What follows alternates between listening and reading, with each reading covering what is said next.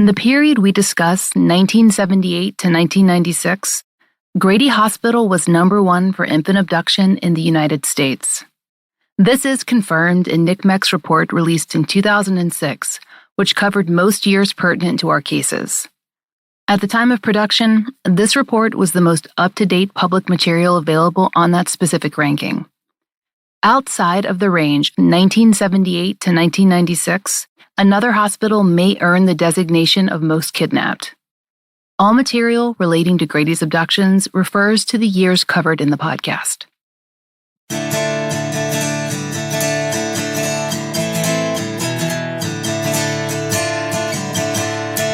This is the fall line.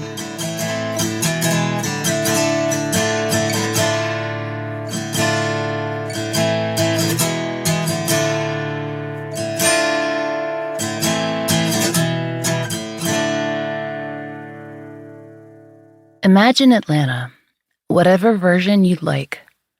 Maybe 1996, the Olympics, with a freshly scrubbed cityscape and a bright new statue to host the torch.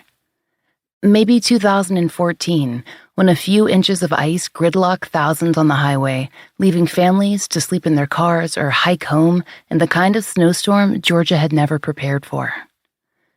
Whatever Atlanta you see, chances are that Grady Memorial Hospital is there, in the background, whether you can name it or not. Here in the city, there are many Grady stories, and the people who have experienced them are diverse, while at the same time connected by a few key factors. They live in or near downtown Atlanta, and they're dependent on the county hospital for their healthcare needs.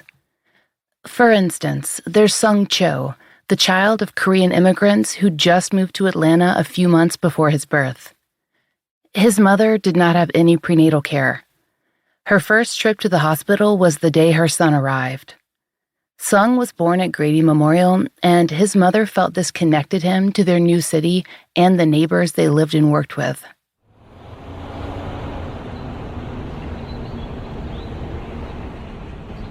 It honestly feels special being born at Grady and living in Atlanta. Grady is sort of an iconic hospital here. It's kind of known as the hospital for the homeless, poor, and shot. In Georgia today, there seems to be more transplants than natives, so being a native and being born at Grady gives me a feeling of being a legit Atlantan. When I was young, my family had a butcher shop inside the municipal market, which is right next to Grady. They were there for about 9 to 10 years, and as a kid, I grew up around there, running around, chasing pigeons, and talking to homeless people and checking out the Northside Pawn Shop. The way I learned of the term Grady baby was because my mom would always introduce me to her customers, who were typically older black women. She would tell them, "He born at Grady." And they would all smile and pinch me on the cheek and say, "Oh, you're a Grady baby." I heard that all my life. So I never felt ashamed or embarrassed of it. I grew up feeling like it was something special. That term, Grady baby, can be complicated. Sometimes it's pejorative, indicative of judgment based on race and class and place. And for some, like Sung, it's a point of pride. There are plenty of experience like Sung's, easy births, happy endings. But there are other stories too. Just ask Shantae Alexander, who was abducted from Grady Memorial Hospital when she was just 12 hours old. She's one of 7 babies, all African American, who were abducted between 1978 and 1996 from the hospital or as a result of their stay there. And as for Grady baby, she's much less fond of the title. In my family, I have a nickname, and they call me the Grady baby. I don't like it. It's annoying. But it's a happy moment now for us because it's over. I'm here, but I can't grasp it, honestly. I can't, even as an adult, I can't really understand the mentality of someone taking an innocent child from their biological parent. I could never understand it. Sometimes I wish I could, but I don't think I ever will. To tell the stories of the babies who were kidnapped from Grady Hospital or as a direct result of their stay, we need to start in two places at once. With the hospital itself and with the city that surrounds it, gathering Grady up and obscuring it with towering buildings. The flow of humanity in and out of its doors is rarely seen by those who aren't looking for it. Perhaps you're familiar with the Tex McIver trial. Grady Hospital is just a few blocks from the exit off I-85 that allegedly frightened McIver so much that he asked his wife for his gun. If Tex was really afraid of these people he saw under the bridge and who he may have called Black Lives Matter protesters remains unproven. If people were there at all, they were likely the home insecure and homeless citizens who often ring Grady's perimeter. They hover near the hospital that provides their basic medical care, sleeping under overpasses, still wearing the plastic bracelets from their last discharge. To tell this story, we have to see Atlanta as the cities it has been in 1978, 1989, 1996, and beyond. But the present is superimposed over the past, and the result is blurry. The city we were, the city we are, and the city we hope to be. For instance, in 2018, Atlanta is Hollywood South. It's a place where 20-somethings want to move. It's where there are so many success stories of entrepreneurs, music careers, the research at the CDC, the scholarship at our 30-odd colleges and universities. And notably, Atlanta is a center of Black success.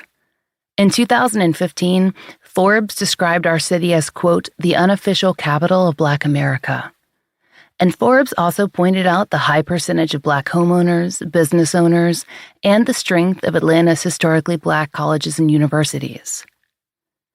Since 1974, all of Atlanta's mayors have been Black men and women.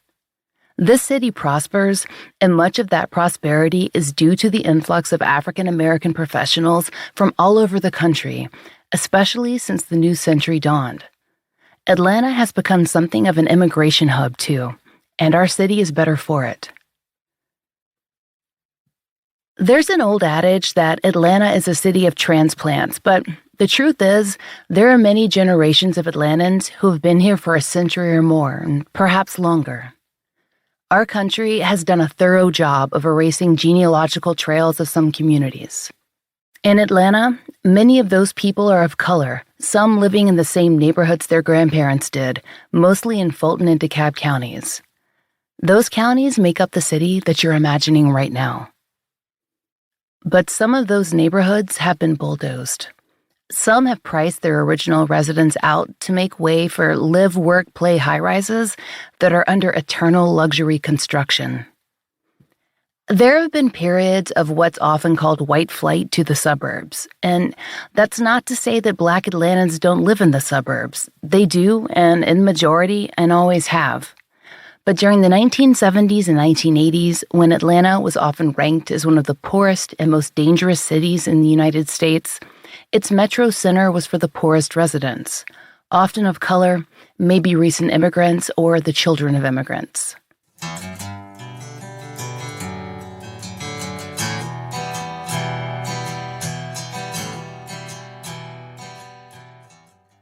In 1978, the year Raymond Green was abducted from his mother's apartment, and as a result of his stay at Grady, the Atlanta metro population was majority Black and living at a comparatively high poverty rate. Atlanta's police force was still months away from the first of the Atlanta child murders, a series of killings that would establish the city's missing persons unit as a subdivision of homicide. This is not a podcast about those killings. Other projects have that covered, but you can't talk about Atlanta in the late 70s and early 80s without mentioning the crimes that changed our city. In the mid-1970s, funding had brought in record numbers of police recruits. Danny Agan, a former lieutenant who you'll hear from throughout our series, remembers a graduating police academy class of 60. That's a huge number compared to what we might see today.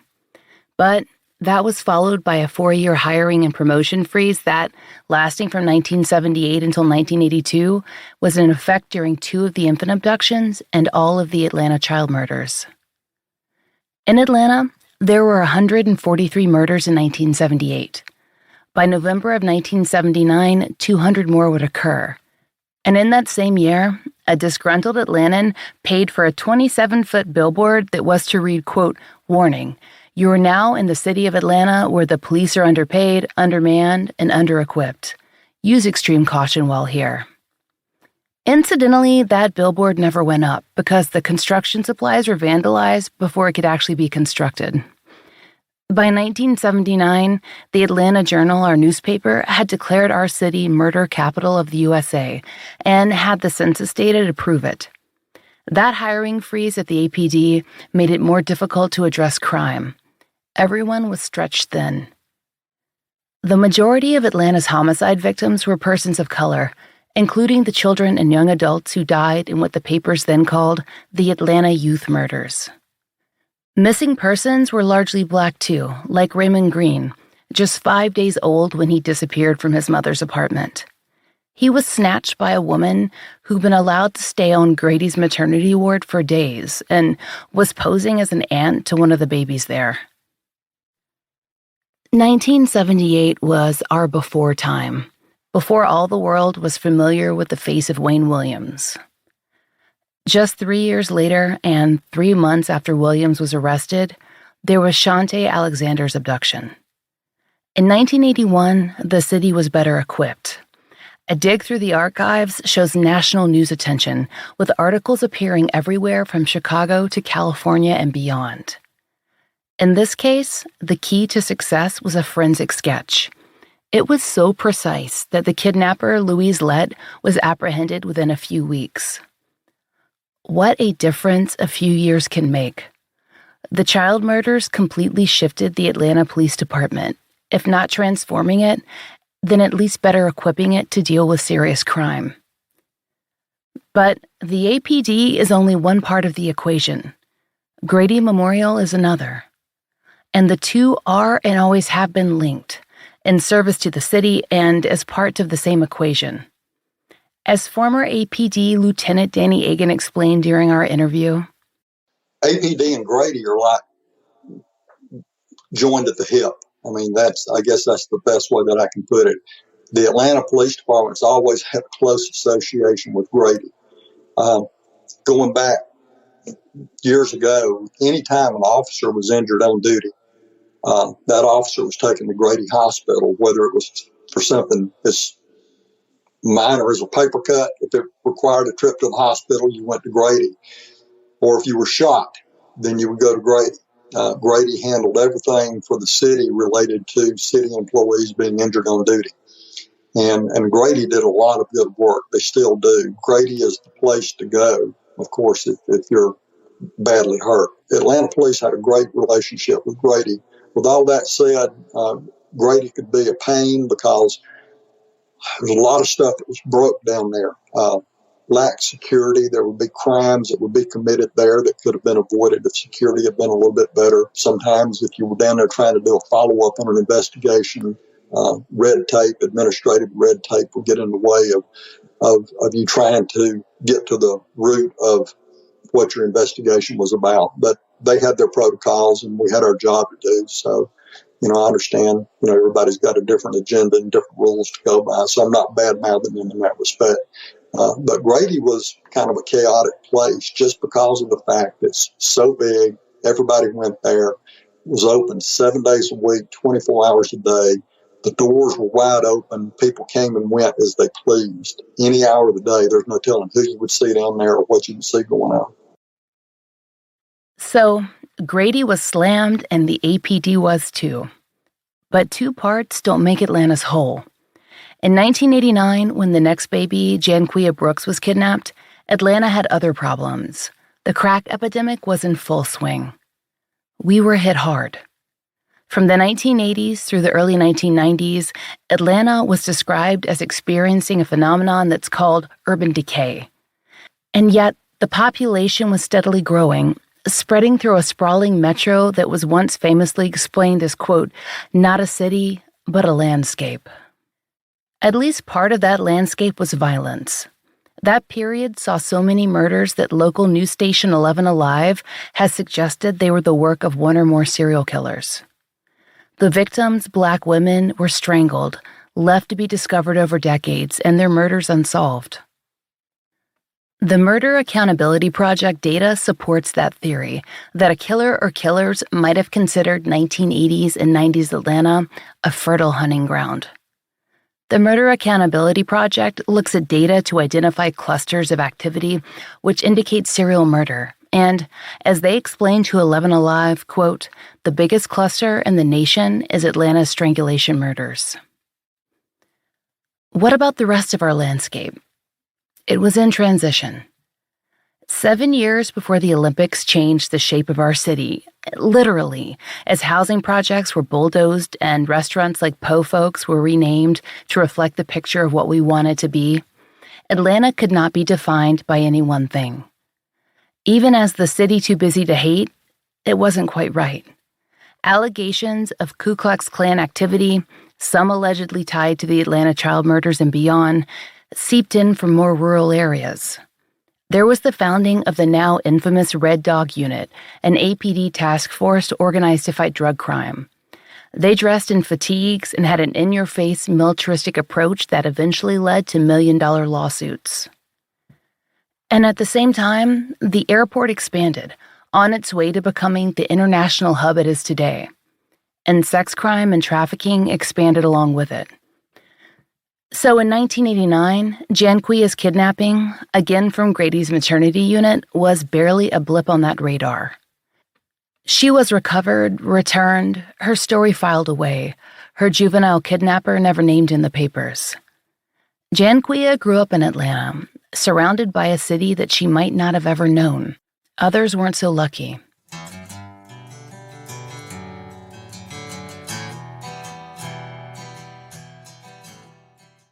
Are you looking for a rewarding new career? The New Jersey courts are hiring. Make a difference doing work that matters. With competitive salaries, pension, benefits, on-the-job training, partial remote work, and paid holidays. Apply now at njcourts.gov/careers.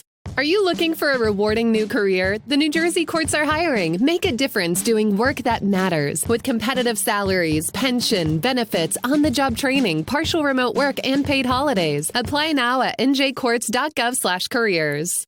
Are you looking for a rewarding new career? The New Jersey courts are hiring. Make a difference doing work that matters. With competitive salaries, pension, benefits, on-the-job training, partial remote work, and paid holidays. Apply now at njcourts.gov/careers.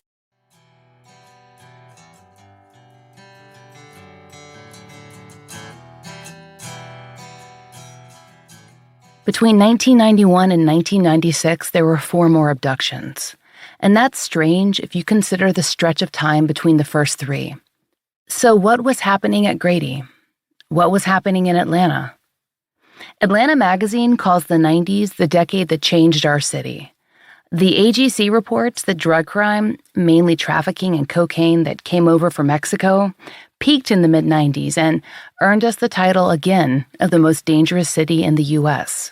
But there was also a lot of youth culture brewing, with the hip-hop scene headed by acts like Outkast and Goody Mob, alongside the gradual development of Freaknik. Freaknik was the Black college spring break and began as an HBCU picnic and slowly transformed into a multi-day event that filled the city with 100,000 celebrating college students. It's what could be called the biggest party the United States has ever seen. So, what does that all have to do with babies? Possibly nothing directly, but Atlanta was experiencing a population boom that began in the 80s and never really stopped. Even now, little patches of the city are torn down and built and rebuilt again, shoving in more housing along every street, slowly gentrifying the city center and sliding out in every direction from its axis. The city was and is full, and Grady was serving more of that population with each passing day. And we don't want to mislead you. Much of that service was phenomenal, even unbelievable. So many people were saved, but there just wasn't enough of anything to go around. A former Grady ER nurse who was there from 1977 until 2012 described a situation to us that's emblematic of what we mean. Trying to save a toddler in a hallway because there wasn't anywhere else to put her. The other story that comes to mind, again, I was working the night shift, and not everybody who came to Grady would come in an ambulance. There were many patients who would drive up on the emergency ramp and either get dumped off, or people would come in with them, or they would come in needing a wheelchair because these people had been hurt. And this particular night, somebody drove up and they brought in a 2-year-old who had been shot in the chest. And we were packed, and we did not have a stretcher for her to go on. So we had to put her on the floor and start CPR. And she didn't live. And I don't remember the circumstances around how she got shot or why she got shot. And I feel bad that she didn't survive. But I was so glad Grady was there for her. She did have a chance. Once again, the #1 trauma center in the state. She had multiple people working on her. She had as much attention as she could have gotten anywhere. But that has always stayed with me, that we were so busy we didn't even have a stretcher for her. Speaking of not having enough, there is so little news coverage on some of these cases. We don't have much information on 2 of the 90s babies who we've dubbed Baby X and Baby Y. Baby X was abducted in 1992 by a juvenile, and there's only a single newspaper story that marks the event. No details, only the bare bones. We have a little more on Christopher Lee, who was taken from the maternity waiting room, likely because his kidnapper, Therese Felder, couldn't actually make it back into the ward. And yet, that didn't stop another girl who we'll call Alexis Smith, a 15-year-old who stole the baby we call Baby Y right after his circumcision in 1996. She was later tried and sentenced as an adult. And there's also Tavish Sutton in 1993, taken from the children's wing where, at a month old, he was recovering from minor surgery. He's still missing today. Questions arise. How are these women getting onto the wards to steal children? And, more importantly, why did it happen 4 times in the span of a few years? Baby snatching is a relatively rare crime, one that mostly occurs within ethnic groups and under reliably similar circumstances. Young women who think they need babies for any variety of reasons. We'll tell you more about that later in the season, including NCMEC's assessment of techniques used to infiltrate hospitals and how the kidnappers get away with it. We know that Grady was first in the nation for abductions in the years we're covering, and in the years covered in NCMEC's 83 to 06 analysis, but what we don't have is the necessary context to understand how that number compares to other hospitals if broken down by city size, population served, or even funding. We also don't know who was number 2 on the list, though we've tried to find out. If you were to adjust numbers based on any of these factors, perhaps we'd see Grady's status as number 1 in a different light. This problem is not unique to Grady or to Georgia. There have been abductions all over the U.S. from Arkansas to Illinois to California. What we do know is that no matter the state, the abductions are more likely to happen at county hospitals that serve lower-income populations. Still, 7 babies is a lot, even considering a population boom or a city at the height of its drug crime activity or frantic preparation for the Olympics. None of that explains why a hospital for our most underserved new mothers also made them more vulnerable. Grady officials have declined to issue a statement for this podcast, so we don't know what their answer to that question might have been. The fault can't lie at just one point, but Grady is certainly part of that crack, and we aim to follow it all the way to its origin. This is forgotten history. It's rarely discussed nowadays in a beautiful city crowded with film crews and college students and construction. But distance doesn't erase the trauma, not for the mother of Raymond Green or the mother of Tavish Sutton, or even the mothers and babies who were eventually reunited and who often, by necessity, have had to continue seeking care at Grady. Shantae Alexander, abducted in 1981, feels unsettled every time she sees the hospital. In a recent interview, she explained, My father was just recently in Grady, and I hated his treatment. He had to have his foot and leg amputated from complications with diabetes. And it's like every time I walk in there when I went to visit him, I get an eerie feeling in that place. It just does something to my spirit. Shantae's mother, Sandra Alexander, is more to the point. After her daughter was kidnapped and after the treatment she experienced, she told us that she has avoided that hospital as much as possible. That did it for me with Grady. That did it. Now, when my mama or my brother, whatever, if they in the hospital down there, I go see them. But other than that, anything else, don't take me to Grady. Not take me to Grady because I wouldn't go. Right now, in 2018, in the downtown streets bristling with money, with signs indicating that the latest Donald Glover project or Marvel sequel or 100 other things are being made just down the road, it's easy to erase Atlanta's past. And that's dangerous. If you're on the inside, safe, you have trouble imagining that there's any other reality, that there can be many cities at once. We think to ourselves, it couldn't happen here. But it could, and it did. And no one wants to explain why. And with 2 open infant abduction cases, that isn't good enough.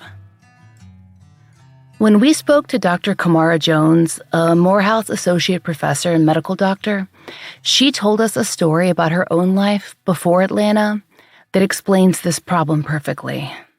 When I was pregnant with my first child, my daughter, I was a graduate student, a PhD student at Hopkins. And I went over to the Women's Health Center at Hopkins and for my prenatal care. So for every visit, I would go and I would sit in a beautiful waiting room with a table strewn with magazines and that type of thing. And it was lovely. So one day I had to go to the bathroom. So I was trying to get to the bathroom and I took a wrong turn. And I opened up a door, and just on the other side of a wall, there were pregnant women standing crowded in the hall and then benches and all. I had accidentally gone to the clinic, to the prenatal clinic for people who were not students at Johns Hopkins, or not, high income or whatever. And I didn't even know that disparity existed. And I was quite aware of things, but often people who were at the clinic didn't know that just on the other side of that wall, there was a very different setting with different amenities and the amount of time probably they were given in the visit and the like. So there are clear distinctions in the types of care that people are getting, even within the same building, right? And it's not enough for us to be ignorant of those things. We need to be curious about the conditions, across on the other side of the wall or across town. If we're going to unpack the stories of the Grady babies, the families, the kidnappers, the hospital, the police force, the city, we have to recognize that there's an inside and an outside, and very different decisions are made based on where one is standing. As in any cold case, there have been too many closed doors, too much tucked away to preserve the image of a hospital that, most of the time, was filled with people doing the best work possible with fewer resources than they deserved. If there is ever going to be a chance for Raymond Green or Tavish Sutton to be found, we've got to look, not just for them, but at what surrounded them when they disappeared. Welcome to Atlanta. Still the city too busy to hate, sure, but we're also a city afraid to remember. But it's time, and we'll be back with the story of Raymond Lamar Green, the first baby kidnapped from Grady. We hope you'll join us then.